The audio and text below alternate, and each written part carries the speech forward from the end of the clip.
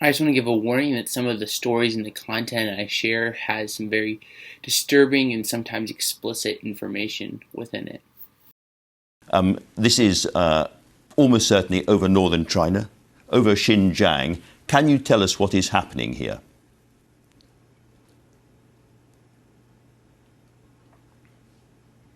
I cannot see, this video. This is not the first time you show me. I still remember last year you showed me what is happening in Xinjiang. In Xinjiang, exactly. But let me tell you this.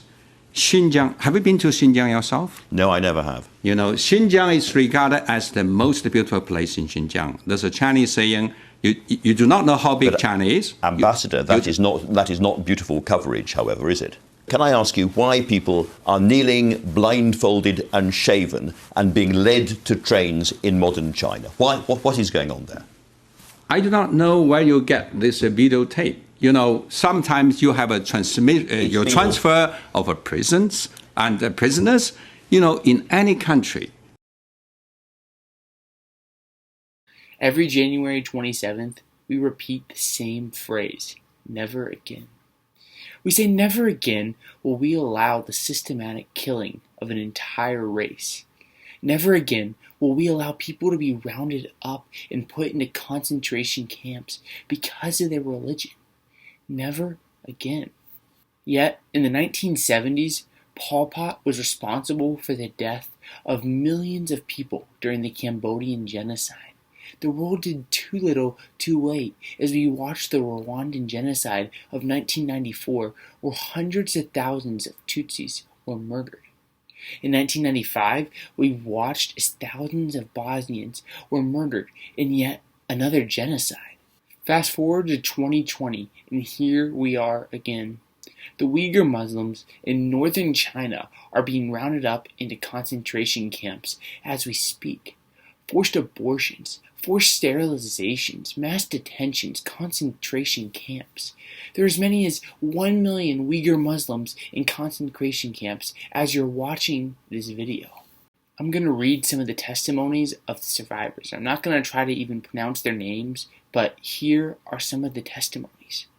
We had to stick our arms out through a small opening in the door. We soon realized that after our injections that we didn't get our periods anymore. A young woman was forced to disrobe after being forced to confess her sins in front of around 200 prisoners. The young woman was then raped by several police officers. They cut off our hair after pulling it through the bars, including that of elderly women. We were all handcuffed, shackled, and frequently called out for interrogation. The screaming, pleading, crying is still in my head. At one point, I was so hungry that at around 4 in the morning, I shouted and asked for bread, which resulted in the guard calling some other guards and me being beaten with an artificial leather stick. There were bubbles and foam coming out of the lady's mouth as if she were poisoned. The woman was dragged out of the room and never came back. When we heard our family members from the camp, the guards kept every word we said on record. If what I said was different from what he put down, I would be punished. Therefore, all we can say was, all is good. It is common for the last person who used the bathroom to be stained because the excrement bucket was full. Take a look at some of these photos from people who were in the camps and came out and they kind of illustrated what was going on. The response that we see from the Chinese ambassador in the video that I shared in the beginning of this video is just sickening.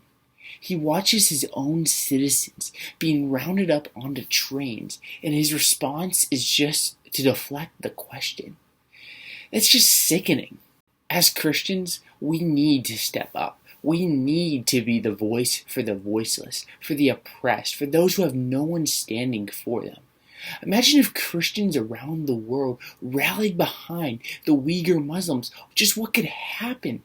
We are called to be the light of the world. Yet right now, it seems like Christians are just living of the world.